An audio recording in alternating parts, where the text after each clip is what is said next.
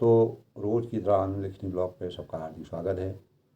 सबके मंगल भविष्य की कामना के साथ प्रेरणा स्रोत के रूप में आनंद लिखनी ब्लॉग पे सबका हार्दिक स्वागत है।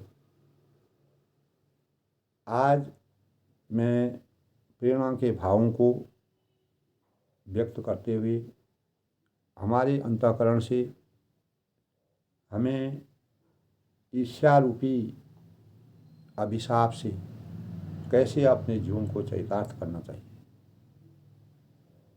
बैर है, ईर्ष्या है, द्वेष है, इन भावों से हम कैसे अपने जीवन को बचा करके नीति और नियति का सही मार्गदर्शन कर सकें। दोस्तों, ईर्ष्या स्वभाव की एक ऐसी इस प्रकार की प्रकृति है, एक अभिशाप है जो व्यक्ति को अंदर से खोखला कर देता है और उसे सुख चैन से नहीं रहने देता। ये एक प्रकार की अंतःकरण की गलत भावना है और ये हमारे अंतःकरण में एक दूसरे को देख के पनपती है और वो पनपते पनपते हमारे अंतःकरण में घर कर जाती है और हमारे मस्तिष्क में दुर्भाव पैदा होते हैं, जिसके परिणाम स्वरूप हम अंदर ही अंदर, जिस प्रकार घुन जो है गेहूं को अंदर से एकदम खोखला कर जाता है, उसी प्रकार वो भी हमको अंदर से खोखला कर देता है। इस संसार में दोस्तों, जो व्यक्ति सृष्टि में पैदा हुआ है उसको अपने जीवन में जो कुछ करना है, चाहे लाख लोग उसको कुछ भी करें, कितना भी उसका, जैसे प्रहलाद थे, हिरण्यकश्यप ने प्रहलाद को जब वह आस्तिकता में यानी कीचड़ में जिस प्रकार से गुलाब पैदा होता है, उसी प्रकार हिरण्यकश्यप के वहाँ प्रहलाद पैदा हुए, जो कृष्ण भक्ति में इस प्रकार से लीन हो गया था। प्रहलाद ने अनेकों बार प्रहलाद को मारने का प्रयास किया गया, क्या क्या प्रयास किए गए, बहुत लंबी कहानी है। तो भगवान कृष्ण के उपासक थे, प्रहलाद के अंतःकरण में भगवान कृष्ण का स्वरूप था। तो हिरण्यकश्यप अंततोगत्वा हार गया और प्रहलाद भक्ति में लीन होकर के कृष्ण भगवान का असली भक्त और साधक बन गया। तो दोस्तों, ईर्ष्या के मूल में स्वमहत्व की इच्छा होती है और यह खासकर तब जन्म लेती है जब हम दूसरों से अपनी तुलना करते हैं। इसीलिए दूसरों से तुलना करना हमारे जीवन के लिए एक अभिशाप है और व्यक्ति में ईर्ष्या का भाव तब जगता है जब वह हीनता के भाव से ग्रसित हो जाता है। जब हमारे अंतःकरण में दूसरे को देख करके हीन भावना पैदा होती है, वही हीन भावना हमको ईर्ष्या पैदा करती है और पहचान पाने के लिए स्वयं को सिद्ध करना चाहता है। ये दुर्भाव जो है हमारे अंतःकरण में पनपते हैं एक दूसरे को देख करके। इसे हमको कैसे अपने अंतःकरण में नहीं जन्म देना चाहिए, कैसे इसका अंत करना चाहिए, इसको कभी भी स्थान नहीं देना चाहिए। यह एक सामाजिक स्वाभाविक मानवीय प्रवृत्ति है। मनोवैज्ञानिक तथ्य के रूप में देखा जाए दोस्तों, यह स्वाभाविक मानवीय प्रवृत्ति है। मानव स्वभाव में अच्छे और बुरे भाव स्वतः ही प्रवेश हो जाते हैं, तो इसीलिए हमको सत्संग की आवश्यकता होती है और कपटहीन हमको होना पड़ता है। सत्संग में रहेंगे और भक्ति और साधना में लीन रहेंगे, परमात्मा के प्रति परमात्मा से हमारा मिलाप रहेगा, उनका आस्था होगी, तो हमारे अंतःकरण में इस प्रकार के भाव कभी नहीं पनपेंगे। तो व्यक्ति का मान सम्मान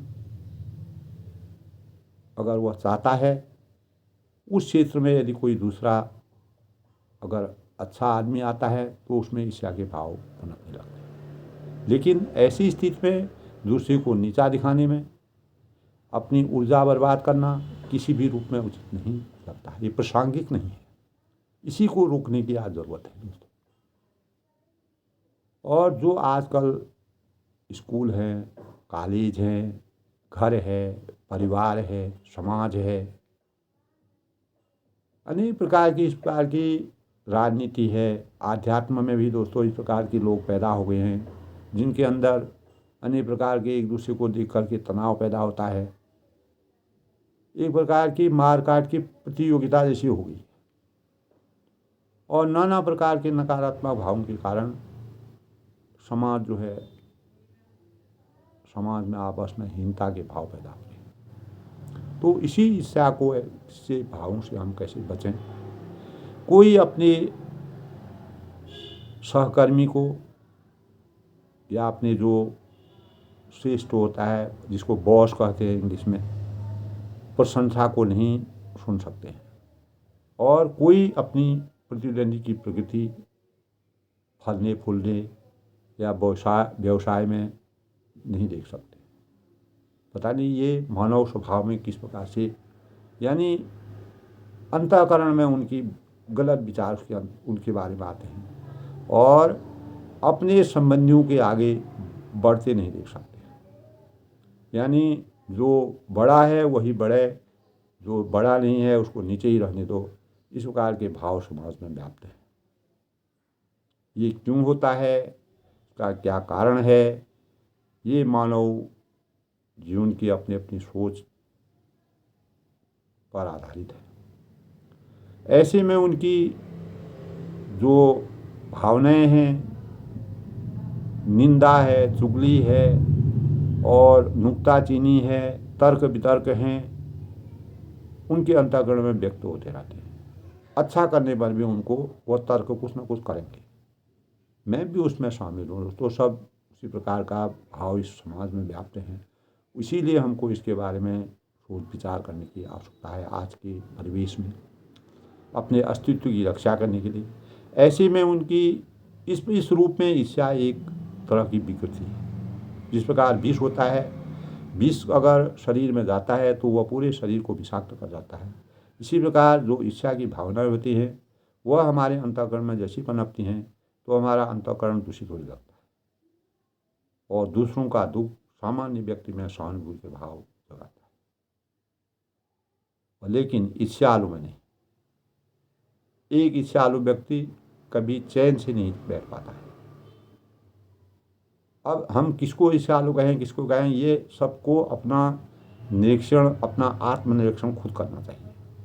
वह हमेशा दूसरों के से असंतुष्ट रहता है और कभी उनकी अच्छी चीज़ें या गुणों की तारीफ करने में उसको असंतोष होता है। ऐसा व्यक्ति हमेशा दूसरों की बुराइयों की तलाश, काफ़ी लोग होते हैं दोस्तों, उसमें मैं भी शामिल हो सकता हूँ दोस्तों, की तलाश करते रहते हैं। यदि उसे वे बाहर देखने पर नहीं मिलते हैं तो वह उनका मन बहलाने के लिए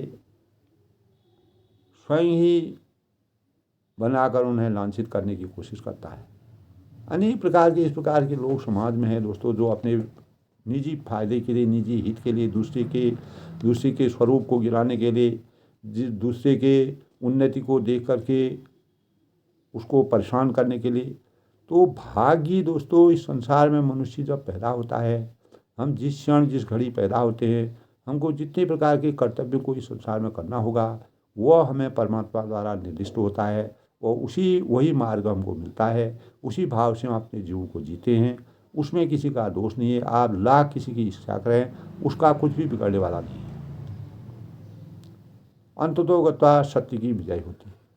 जो सत्य मार्ग पर चलता है उसी की विजय होती है।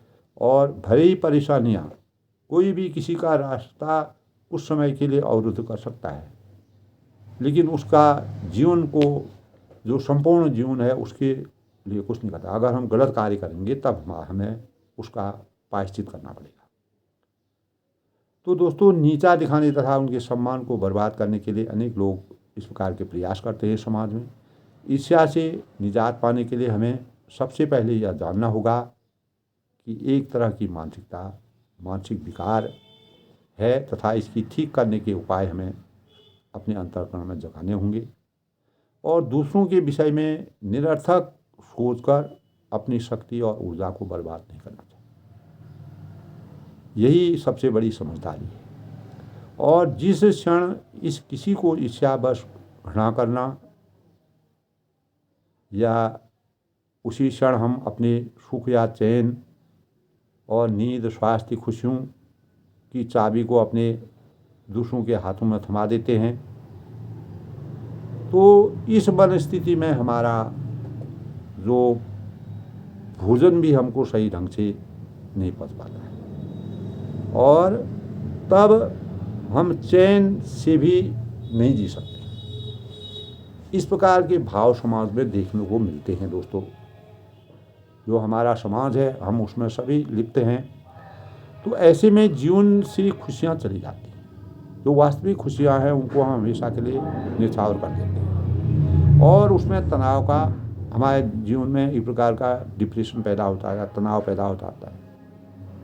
और यदि हम ठहर कर विचार करें, रुक करके अगर उसके बारे में समाधान करने के उपाय करें, तो पाएंगे कि इच्छा से हमें कुछ नहीं मिला, अंततोगत्वा मिलने वाला उसमें कुछ नहीं है। हम जब तक अपने कर्तव्यों का निर्वहन नहीं करेंगे, स्वयं अपनी जागरूकता पैदा नहीं करेंगे, स्वयं किसी कार्य में आगे नहीं बढ़ेंगे, दूसरे को देख करके हमें ईर्ष्या करना, अगर कोई व्यक्ति इस प्रकार का है तो उससे आप दूर रहिए, परहेज करिए और अपने अंतःकरण में जो है किसी प्रकार के गलत भावों को पनपने दें। यह हमारा ध्यान, इस प्रकार की बातें हमारा ध्यान को विचलित कर सकती हैं। हम पूरे मनोयोग से अपने लक्ष्य पर केंद्रित नहीं हो पाते हैं। ईर्ष्या हमारी प्रकृति में बहुत बड़ा रोड़ा है दोस्तों, और ईर्ष्या के चलते व्यक्ति दूसरों की अच्छी बातों की प्रशंसा करने में असंतुष्टि का भाव पैदा करता है, महसूस करता है। तो प्रशंसा करना और सीखना, एक दूसरे से सद्भाव को सीखना चाहिए और इस प्रकार की विकृतियों को, जो भी हमारे अंतःकरण में, जिस प्रकार हमारा शरीर है अनेक प्रकार से भोजन करता है, भोजन करने के बाद जो हमारा विकृत चीज़ें होती हैं वह एक रास्ते से निकलती हैं, जो अच्छी चीज़ें होती हैं वो हमारे शरीर में संचय होती हैं। इसी प्रकार हमको समाज से जो विकृति वाली चीज़ें हैं उनको हमको न्यौछावर कर देना चाहिए और जो सद्भाव हैं, अच्छे हैं, जिस प्रकार पक्षी जो है दोस्तों, कल भी ये प्रसंग आया था, पक्षी चुन चुन करके अपने दाने को चुन लेता है और वहीं पर वह अपनी चोंच मारता है जहाँ पर उसके मतलब की चीज़ होती है। जो मतलब की चीज़ नहीं होती है उसको त्याग देता है, उससे कोई मतलब ही नहीं रखता है। इस धरती में अनेक प्रकार की चीज़ें हैं, लेकिन पक्षी से हमको सीख मिलना चाहिए। तो हमारे अंतःकरण में जो विकृति है उसको हमको, जिस प्रकार पक्षी चुन चुन करके अच्छे दानों को अपने अंतःकरण में लेता है, इसी प्रकार हमको सत्संग में, अच्छी नियत में और प्रभु भक्ति में, साधना में भगवान का नाम देके अपने चैतन्य भावों को बढ़ाना चाहिए।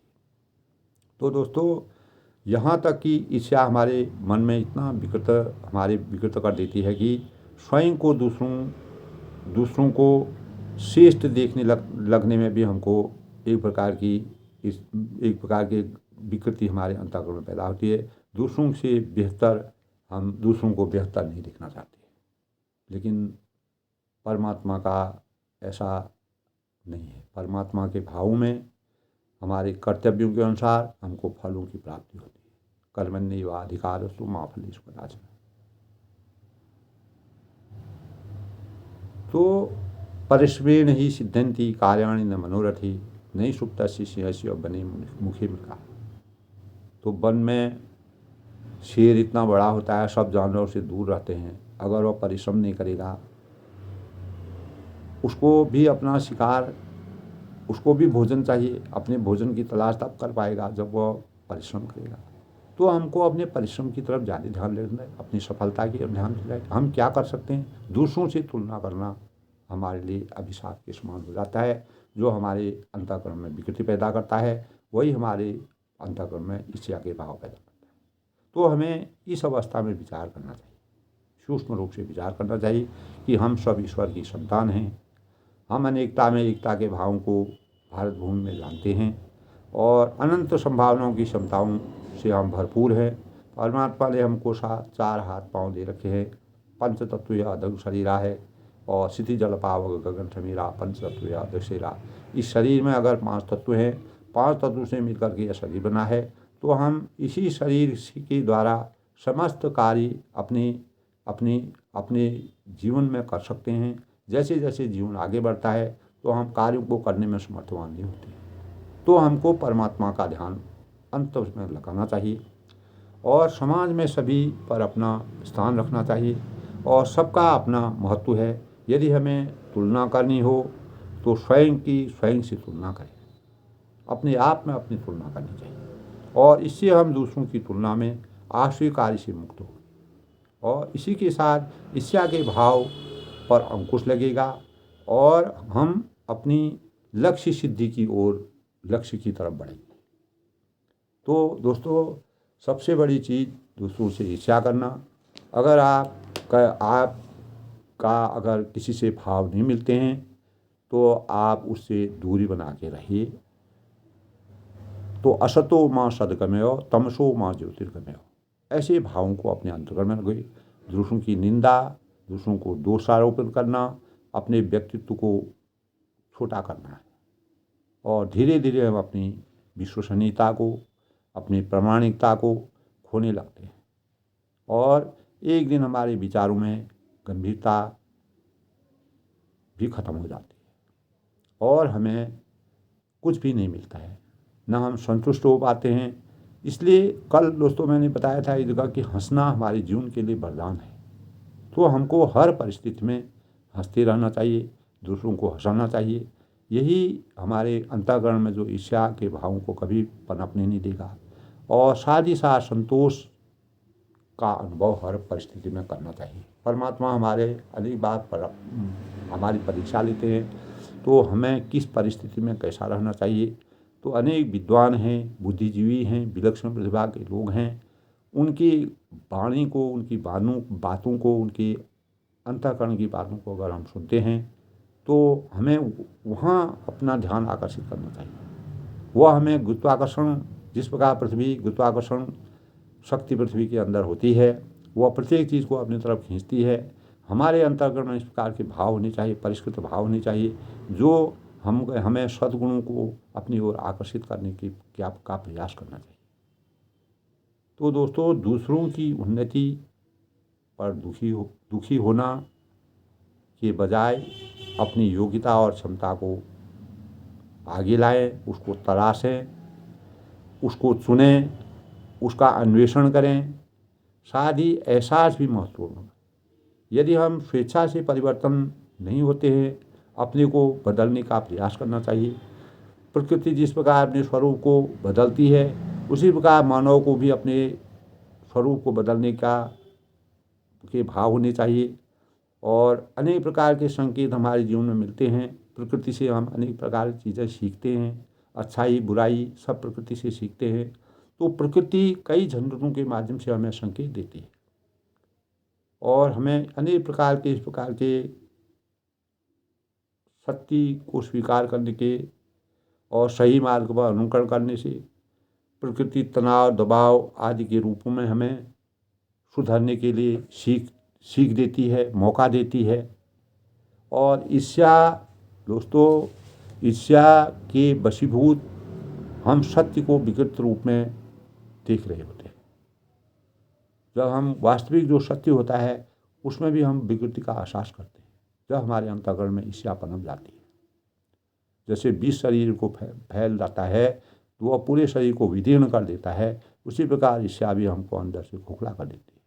जैसे जैसे हम बढ़ती मन का कष्ट और पीड़ा बढ़ते जाते हैं और अनेक स्वयं ही हम स्वीकार करने लगते हैं, हम बाध्य हो जाते हैं और किसी रूप में सबसे श्रेष्ठ और किसी भी ओर हम अपना रुख करते हैं, तो सबकी अपनी भिन्नता और मौलिकता होती है।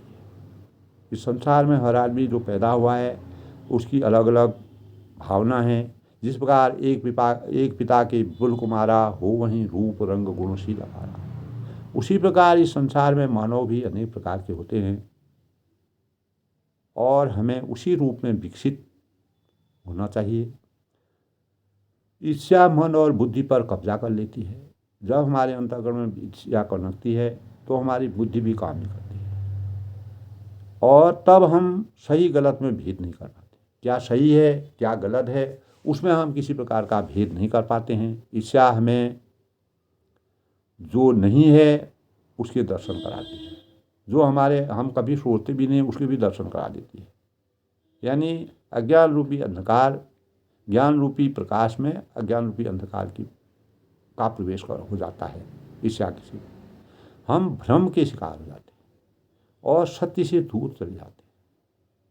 सत्य की पराकाष्ठा हमारे अंतःकरण में नहीं रहती। तो नियमित रूप से दोस्तों हमें अपने ईर्ष्या जैसे नकारात्मक भावों से हमें अपने को नियंत्रित करना चाहिए। नियमित रूप से इस पर अभ्यास करना चाहिए। कहाँ पर हम गलत कर रहे हैं, कहाँ पर हमें इस प्रकार के भाव पनप रहे हैं, तो हमारे मन में किसी तरह की इच्छा की भावनाएं तो नहीं हैं और उसमें नकारात्मक भावनाओं से हम सावधान रहने का प्रयास करें। इसका एक प्रभावी तरीका स्वाध्याय है। सबसे अच्छा तरीका स्वयं का अध्ययन करें, स्वाध्याय करें, सत्संग करें, आत्म अनुशासन को रखें। हम कहीं किसी से बोल रहे हैं, तर्क वितर्क कर रहे हैं, किसी का जवाब दे रहे हैं, किस प्रकार से हमको उसका उत्तर देना चाहिए। और सत्संग अगर हम करेंगे, अच्छे लोगों का सानिध्य करेंगे, तमाम हमारे आजकल प्रसार के इतने साधन हो गए हैं, उसमें इस प्रकार के अनेक प्रकार के बुद्धिजीवी लोगों के विचार आते हैं। उन विचारों को सुने तो हमें ईर्ष्या कभी पैदा ही नहीं होगी। दोस्तों ऐसे ऐसे ज्ञानी लोग हैं जो लोगों को ज्ञान देते हैं। अकेला जीवन है, लोक कल्याण के लिए इस संसार में पैदा हुए हैं, उनको किसी प्रकार की ईर्ष्या नहीं होती। उनको केवल अपना ज्ञान बढ़ाना है, वही ईर्ष्या है। परमात्मा के प्रति ईर्ष्या होती है कि वह परमात्मा को कैसे पाए। तो सत्संग है, आत्म अनुशासन पर ध्यान करना, अभ्यास करना चाहिए और हमें इसका सतत अभ्यास करना चाहिए। अगर हम लगातार परमात्मा की सत्संग की तरफ अच्छे लोगों के दर्शन करेंगे और अपने मन में अच्छा सोचेंगे, अच्छे भावों को लगेंगे, अपने कार्यों को अपने सही कार्य करेंगे, अच्छा ज्ञान करेंगे, तो हमारा चिंतन उससे बढ़ेगा, परमात्मा हमारा ध्यान लगेगा। हम ईर्ष्या, बैर, द्वेष, राग, द्वेष इनसे हमेशा मुक्त रहेंगे। तो दोस्तों प्रायः हम इन्हें बात के लिए टाल देते हैं, ऐसा हमको नहीं करना चाहिए। इसके महत्व को समझना चाहिए। जब दोस्तों हम अपने परिवार में कई बार भी कोई बातें करते हैं, कुछ करते हैं, ईर्ष्या की बातें करते हैं, तो वह हमारे बच्चों के मस्तिष्क में उस पार की बातें भी पनपती हैं, बच्चों में भी वह बातें जाती हैं। जिस प्रकार हम वंश परंपरा को आगे चलाते हैं, ऐसी ईर्ष्या की भावना तो वंश परंपरा के अनुसार आगे चलती हैं। तो यदि आपका किसी से बात नहीं बनती है, कोई ऐसी बात है, तो आप उससे दूरी बना के रहिए, उससे अच्छे भाव रखिए, उससे मित्रता के भाव रखिए, कभी उसके बारे में बुरा मत सोचिए। ये ईर्ष्या को हटाने का सबसे अच्छा साधन है। और कभी भी किसी भी विचार को दूषित मत करिए, गलत बातें मत बोलिए। अहंकार भी इसमें कार्य करने से रोकता है। अगर हमारे अंदर अहंकार होगा, वह भी हमको ईर्ष्या के भाव को पैदा कर सकता है। अहं तुष्टि के भाव रहता है। और जबकि अनवरत और सजग अभ्यास से हमें इस अवस्था से उबार सकता है।